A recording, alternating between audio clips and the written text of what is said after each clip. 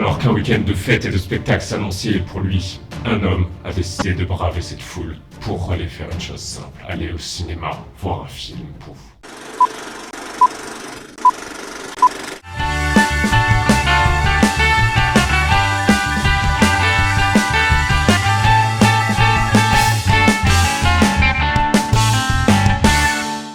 Bonjour à tous et à toutes et bienvenue donc sur cette vidéo YouTube que je tourne en pleine période de fête. Donc pendant que tout le monde fait la fête, moi je suis clairement en train de faire une vidéo YouTube, mais je vous avouerai que la feria c'est pas mon truc. Donc aujourd'hui on va traiter du château solitaire derrière le miroir de Keiichi Hara. Je vous avoue que j'ai la page Allociné ouverte à côté. Donc qui a réalisé Wonderland, Un monde sans pluie, le seul film de lui que j'ai vu. Je vous afficherai les autres films qu'il a fait à peu près dans ces alentours là, histoire que vous voyez un peu. Il y aura, comme je l'ai fait pour l'autre film, une partie sans spoil et une partie avec spoil. Donc pour vous raconter un peu l'histoire, c'est une jeune fille dont j'ai plus le prénom, qui est écolière comme beaucoup de ses films. Quand j'ai regardé les synopsis, il traite beaucoup de l'école. Keiichi Hara. Et donc elle est très isolée, c'est-à-dire que elle a pris des baffes à l'école, on va dire ça comme ça, et elle est complètement isolée, seule.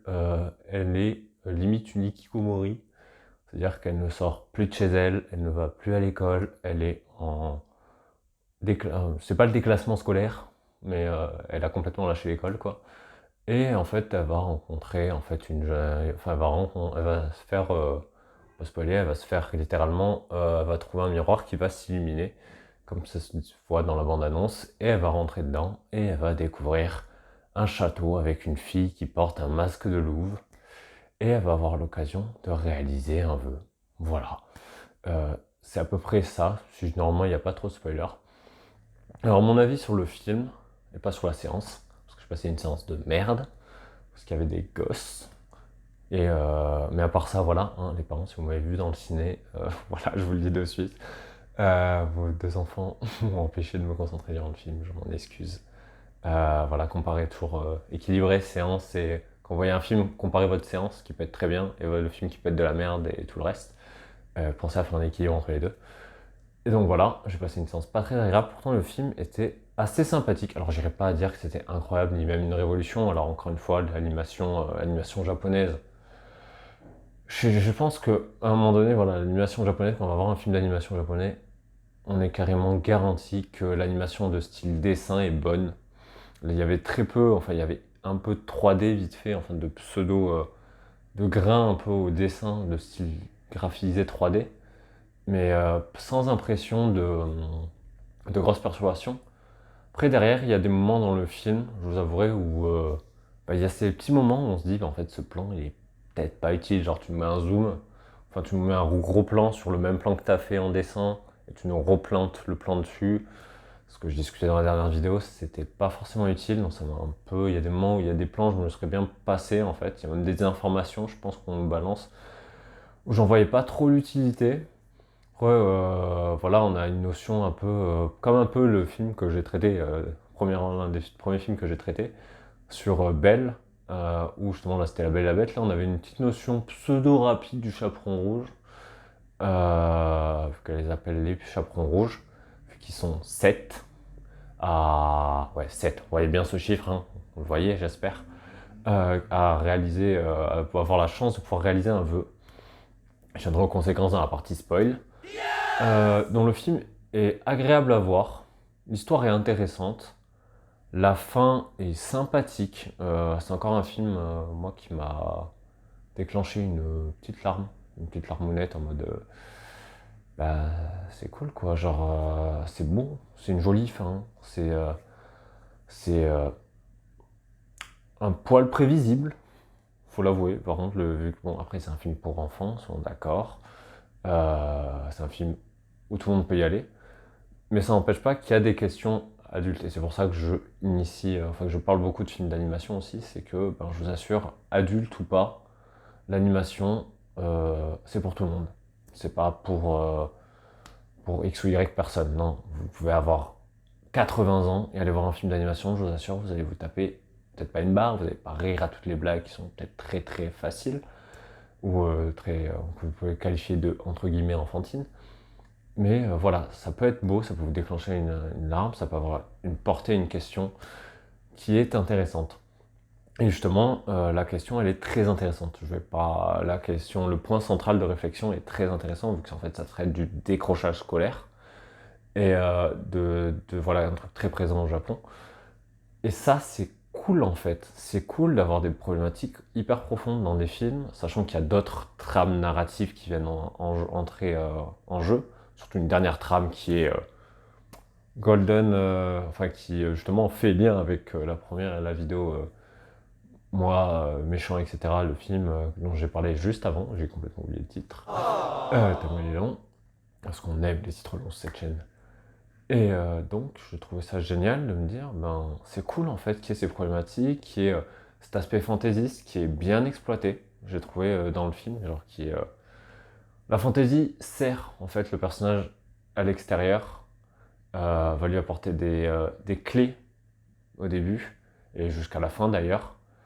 Il y a des petits trucs cachés, il y a des petits... Le film te renvoie en fait à un truc que tu as vu, parfois, et ça aussi c'est un point fort, c'est-à-dire le film, par contre, je me suis peut-être à des moments fait chier, mais par contre, le film, à des moments, lorsqu'il te fait un appel un appel comme on dit là, un appel de pied, bah en fait, il le renvoie derrière. Enfin, tu comprends.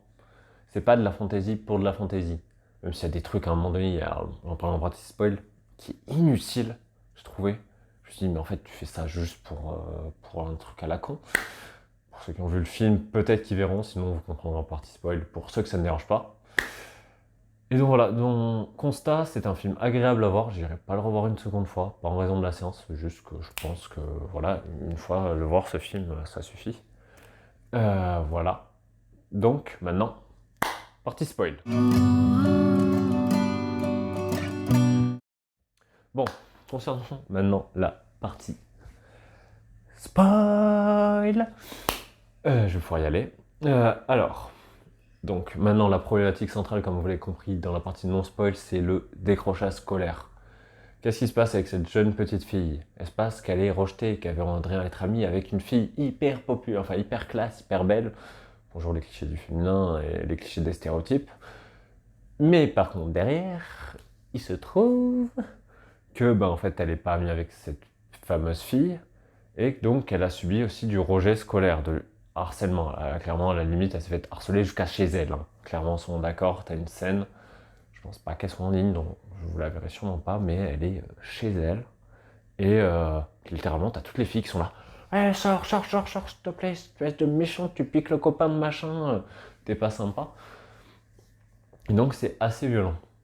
Mais bon, pour revenir et reprendre bien la trame, donc cette fille, dont je n'ai plus le nom, sûrement que je le mettrai en souligné, elle tente de passer.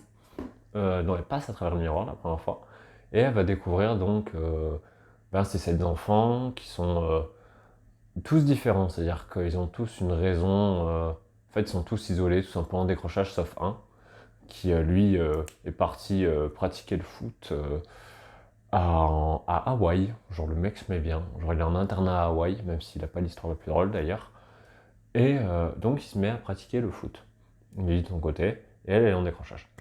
Et il y a tous les autres d'ailleurs qui vont interagir, c'est-à-dire qu'il va y avoir aussi toute une dynamique de groupe, qui est hyper intéressante. D'ailleurs, pour ceux qui font de la psycho à côté, je vous invite aussi à aller voir pour ça, il y a une belle dynamique de groupe qui se forme, et donc ils arrivent dans ce château. Mystérieux, hein, le château, la louve, en fait, elle dit oui, vous avez un vœu à réaliser, elle est toujours comme ça là. Vous avez un petit vœu à réaliser si vous voulez, et donc si vous voulez, en fait, vous réalisez ce vœu. Le but, c'est de trouver la clé pour ça. Donc en fait, tout du long, en fait, au début, la personnage principale ne va pas aller dans le miroir, c'est-à-dire qu'elle va y aller une fois, et elle va se dire après, tant pis, j'y vais plus, parce que, comment dire ça, je suis pas à l'aise en fait avec ça. Limite, j'ai envie de reprendre mes études, j'ai envie d'être dans le monde, quoi. Elle a un peu de mal, elle fuit en fait, elle évite, elle fait de l'évitement. Et par contre, derrière, elle va, après un moment donné, dire oh well, fuck it, j'y retourne. Donc elle y retourne, Et là, elle croise, mais en fait, tous les autres qui ont pas forcément commencé à chercher trop les indices directement pour la clé, mais qui ont commencé en fait un peu à sympathiser. Il y en a un qui est par exemple un gros gamer, il joue, et t'en as un, il lit, et en fait, ils vont apprendre en fait à passer du temps. En fait, vu qu'ils fuient l'école, ils passent du temps dans un endroit où ils fuient l'école, un peu dans cet endroit de rêverie, un peu de l'imaginaire. Quand t'as subi des trucs de merde, parfois l'imaginaire ça aide pas mal. Donc, donc en fait, ils sont là dans ce monde, dans ce cocon de sécurité. Et voilà, il y a une règle par contre d'ailleurs que j'ai complètement oublié, une règle qu'elle leur dit au tout début, c'est la première règle qui est que par contre, d'ailleurs la blague là elle est pas mal, elle leur dit que en fait ils peuvent venir au château, là au château à travers le miroir, comme le titre l'indique, entre 9h et 17h. Mais par contre, à partir de 17h, s'il y en a encore un qui est là, qui est en train de traînailler dans le château, ben en fait, il y a un loup enfin loup qui clairement, si je trouve l'image, qui est hyper badass, qui te déboîte tout le monde, qui les dévore, qui les tue. Point barre, allez, fin, point à la ligne. Et là, t'as une petite blague d'une personne qui fait, mais en fait, c'est des horaires de mairie, ça. En fait, vous êtes fonctionnaire, quoi, limite. Ce qui, j'avoue, est pas mal parce que c'est littéralement des horaires de fonctionnaire. Et donc, il va se passer donc un petit temps où il se passe, en fait, il se passe rien sans, en fait, c'est ça. C'est un film où il se passe parfois peu de choses, il se passe presque rien, mais ça n'empêche que c'est intéressant. C'est-à-dire que ben, il y a des petits moments de discussion entre les filles, et genre elle revient, et t'as Fukuro, je sais plus quoi, qui est tout sympa, toujours en fait, c'est le petit garçon sympa qui va se taper, en fait, qui a à moitié quand même un gros charreau, mais en fait qui va vraiment tenter d'offrir des gâteaux de sa maman à Fuka, à, j'ai plus son prénom, à Maki, un personnage hyper important d'ailleurs, je crois que c'est Maki. Et ensuite, t'as aussi pareil au personnage Kukuro, un truc comme ça se faut que je parle, j'ai l'accent, il y est pas du tout. Euh, pour juste en fait, les draguer limite. Voilà. Mais à un moment donné, en fait, il se fait rejeter parce que les autres garçons, ils se moquent un peu de lui parce qu'en fait, il fait que ça. Il passe son temps à faire ça et d'ailleurs, c'est l'un des premiers à dire, mais en fait, vous me faites chier. Moi, en fait, vous êtes tous incapables en fait d'aller à votre école, d'aller à votre collège, à votre lycée, enfin à votre collège surtout. Donc, je vais juste vous dire d'aller vous faire foutre. Moi, je vais y aller, je vais pas avoir le courage d'y aller. Parce qu'en fait, oui, littéralement, il fuit cet aspect-là. Et la fois où justement, après, il est plâtré, il est explosé, il s'est pris des claques, quoi. Et voilà, là, on entre, voilà, t'as une dynamique de groupe qui se recrée avec lui à nouveau. Et en fait, il y a un moment donné où ils se remettent en fait à rechercher les clés. C'est très complexe. Ils se remettent à rechercher la clé et ils la trouvent à divers endroits, ils trouvent divers indices. C'est-à-dire qu'à un moment donné, ben, tu as un personnage qui dit mais en fait ça, c'est une boîte à musique. Une boîte à musique à retenir, parce qu'à la fin, elle est réévoquée. Et c'est pour ça que je dis que le film est fort.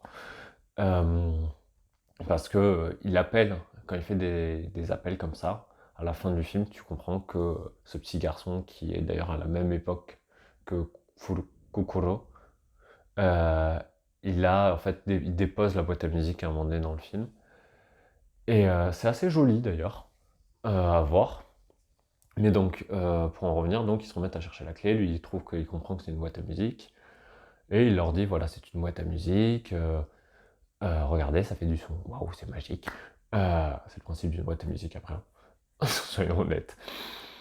Et donc, en fait, petit à petit, il y a des choses qui vont se débloquer aussi pour elle, pour la fille, personnage principal. Parce qu'il faut savoir qu'il y a une autre personnage qui vient déposer tout le temps des,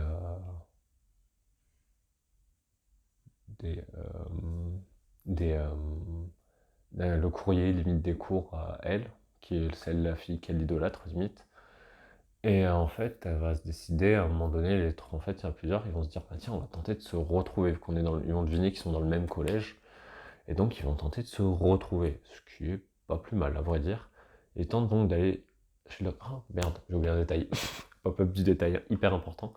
Faut savoir que voilà, Maki, enfin Kukuro, lorsqu'elle fuit le collège, elle tombe sur une professeure d'école alternative. C'est-à-dire qu'elle est très compréhensive envers le personnage de Kukuro, parce que justement elle est en décrochage, etc. Personnage que j'ai complètement zappé d'évoquer alors c'est le point essentiel du film. Et donc elle l'aide en fait, elle dit mais je comprends qu'elle ne veuille plus aller à ce collège, voilà, je comprends qu'elle veuille s'isoler, qu'elle veuille se protéger, qu'elle ne veuille pas sortir, parce que c'est une problématique très dure. Et en fait elle l'accompagne tout du long. Et lors du film ils vont tous discuter, et ils vont tous comprendre déjà au début qu'ils vont être dans le même collège. Donc ils vont tenter de se retrouver. Gros bémol, ils ne se retrouvent pas. Vu qu'ils ne se retrouvent pas, ils vont tenter, enfin ils vont se dire, ils vont tous être déçus, ils vont tous un peu se plaindre en disant mais t'es pas venu, t'es pas venu, t'es pas venu. Mais en fait si, ils étaient là, mais en fait ils vont deviner petit à petit qu'ils n'étaient pas gros au point encore. Alors, enfin c'est le point qui arrive complètement à la fin, mais à la même époque. Donc ça aussi c'est intéressant, c'est-à-dire que c'est en fait littéralement l'endroit, c'est une union spatio-temporelle. Et en fait ils vont tous trouver à un moment donné des croix. C'est-à-dire qu'à un moment donné, il y en a une qui ouvre le four et qui fait oh une croix. Tu fais ok une croix c'est cool, si tu veux, on prend la croix. Et donc il y aura tout qui va évoluer. Et en fait petit à petit ils vont continuer de traîner. Et un jour en fait ils vont se dire mais en fait si on fait un vœu on va tous s'oublier. Et ça c'est une autre règle qu'a mis la Louve, c'est soit ils trouvent le vœu et ils oublient l'histoire, c'est fini. Soit ils font le choix de pas faire le vœu, par contre de vivre jusqu'au 30, enfin jusqu'au passer l'année quoi, les trimestres. Et lorsque c'est terminé, ils n'auront rien oublié. Par contre, il n'y aura pas un vœu unique. Et donc ça, c'est une règle hyper importante aussi. J'ai tendance à... Voilà, ça fait un jour que je l'ai vu. Qui va vraiment structurer. Et là, il en vient quelque chose d'assez dingue.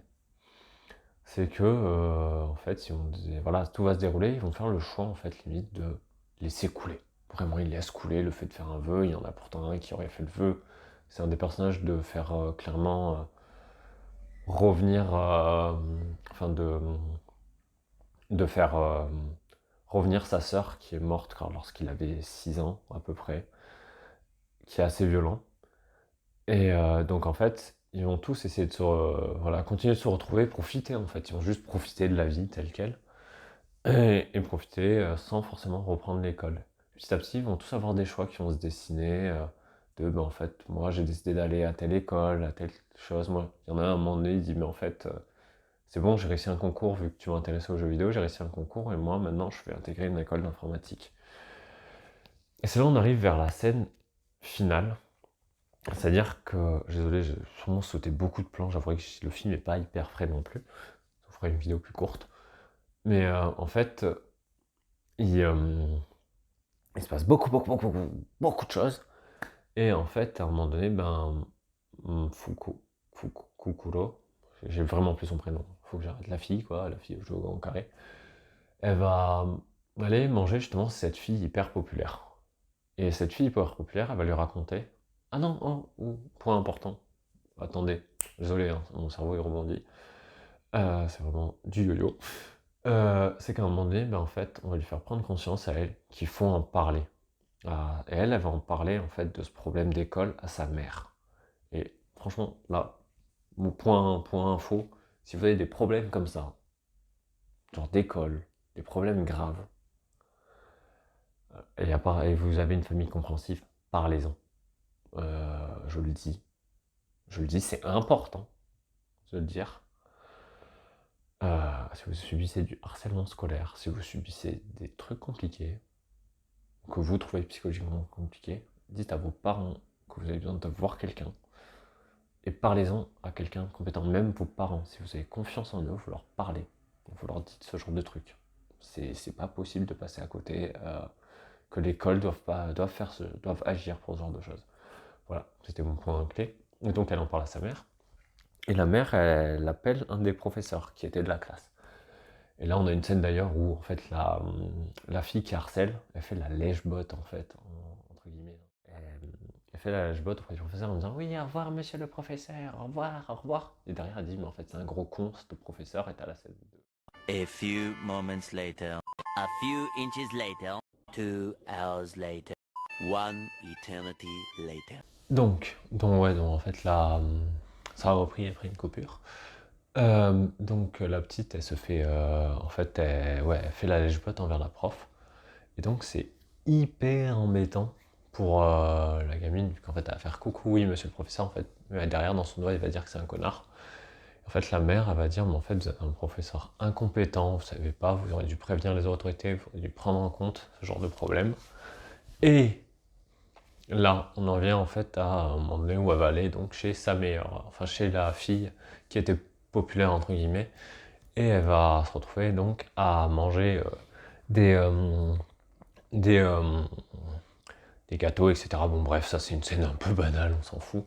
Et elle va trouver un tableau avec des chevreaux. Et dans les chevreaux, en fait, elle va se dire, oh putain, les chevreaux, un loup, raccord avec mon monde imaginaire, il faut que j'y aille.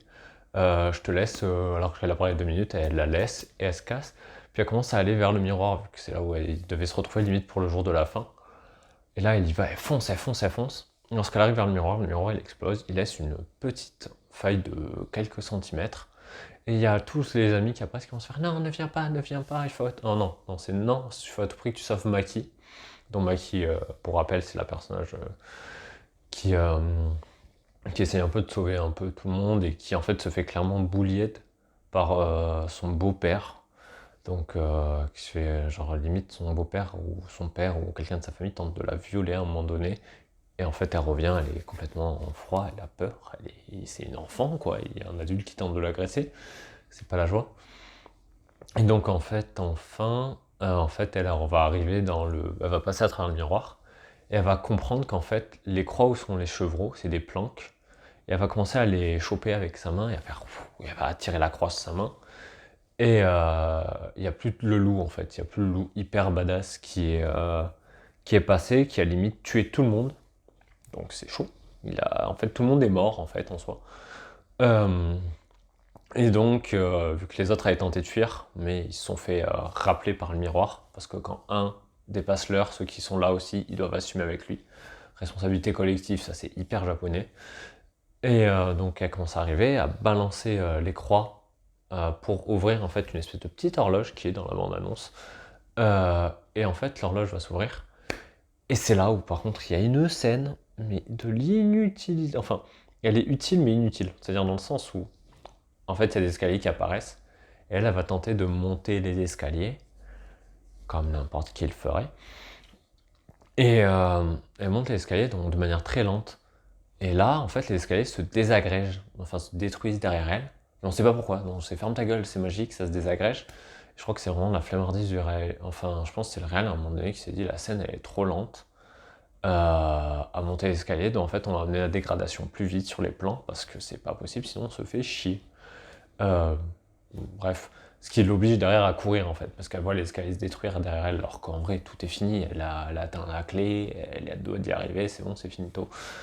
Et donc elle arrive, elle commence à se jeter dans le passage, donc elle revoit la petite louve lui dit oui c'est bon, tout va bien. Et en fait là on arrive complètement à la fin, et lors de la fin en fait elle a toutes les croix autour d'elle qui tournent, et en fait elle va se mettre avant en fait que chaque enfant qui allait dans ce lieu de sécurité, en fait, il a croisé Maki à une époque. C'est-à-dire que Maki, c'est la première des 7. Ça a 7 fois 7. Je suis nul en maths. Je me mettrai un indicateur pour vous, parce que là, je n'ai pas de tête. 45? Non. Bon, bref, anyway. Et donc, va voir que tous les enfants subissaient du harcèlement, mais aussi que tous les enfants, grâce à une version de Maki quasiment, se faisaient aider. C'est-à-dire qu'en fait, Maki était la pièce qui finissait par aider un peu tout le monde. Et ça, c'est un truc hyper, on va dire, touchant, on va dire en quelque sorte. C'est-à-dire qu'en fait, de sa temporalité, elle venait un peu impacter les autres temporalités.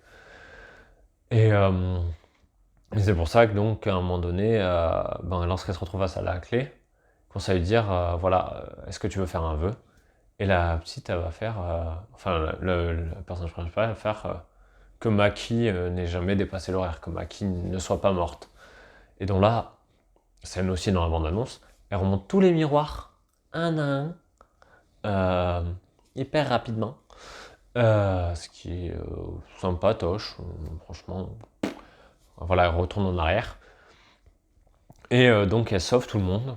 En soi, tout est bien qui finit bien, mais en fait, le truc, c'est que s'ils retournent dans le monde réel, ils vont tout oublier, tous s'oublier. Mais c'est ce qui va se passer. C'est juste que là, on voit justement le personnage de l'autre intrigue principale, enfin l'autre personnage un peu important, qui est né à peu près à la même époque que Fukuro.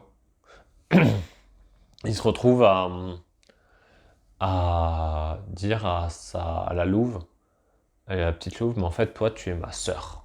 Toi qui nous accueille, toi qui es la dernière, tu es ma sœur. Enfin, alors que tout le monde est parti, il dit tu es ma sœur, maintenant tu peux me le révéler. Et il lui demande à elle de ne pas oublier cela, parce qu'il aurait souhaité en fait aller à l'école, rentrer à l'école avec elle. C'est hyper triste, mais elle est morte avant. C'est ballot, c'est la vie. Et donc en fait, elle fait ce balayage-là. Donc tout le monde revient dans sa temporalité, donc tout le monde s'est clairement oublié. Sauf théoriquement lui. Théoriquement lui, il est censé avoir l'excuse de la louve, donc ça passe qu'à la fin, toute fin, il attend Fukuro en mode « vas-y, reviens, je te reconnais ». Sauf, là c'est l'autre point qui m'a un peu fait bugger, c'est que Maki, qui revient en version adulte, elle arrive, elle dit, donc elle fait à peu près le même dialogue qu'au début à Fukuro, en mode t'inquiète, tout va bien se passer, moi aussi je suis passé par là, puis elle commence à arriver et à faire atteindre la main comme ça, et à faire yep dans le vide, ils sont d'accord, à travers la table dans le vide, yep. Et derrière, on te projette que c'est Maki. Genre en mode déjà, t'as pas compris ce que tentait de t'expliquer l'histoire. J'avoue que bon, ok, c'est pour des enfants, etc., mais je pense pas que les enfants soient des débilus. Et ensuite, le côté, comment elle peut se rappeler qu'elle l'a croisé, sachant qu'elle a fait le vœu, dont ils sont censés s'être tous oubliés, à part peut-être le garçon qui allait chercher une excuse auprès de sa sœur. Donc voilà. Le film termine sur elle qui revient à l'école et qui revoit son garçon. Donc la conclusion de ce film, c'est qu'il est bien, à part quelques scènes, comme je vous ai dit, ou quelques moments de logique qui sont un peu perdus. Quelques plans aussi qu'on peut balayer. Mais sinon, le film est bien, il est joli graphiquement, il est intéressant. Sinon, je n'aurais pas parlé pendant plus de 20 minutes. Il reste très beau à voir. Voilà. Donc franchement, je vous invite à aller le voir s'il est encore dans votre cinéma. C'est un film qui vaut la peine d'être vu, d'être regardé, d'être analysé.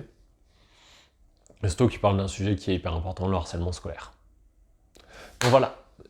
J'espère que cette vidéo vous aura plu. Vous pouvez bien sûr vous abonner à la chaîne, mettre un commentaire, en mode tac tac tac, ta vidéo elle était trop bizarre, on n'a pas tout compris parce que tu parles dans tous les sens, mais c'est pas grave.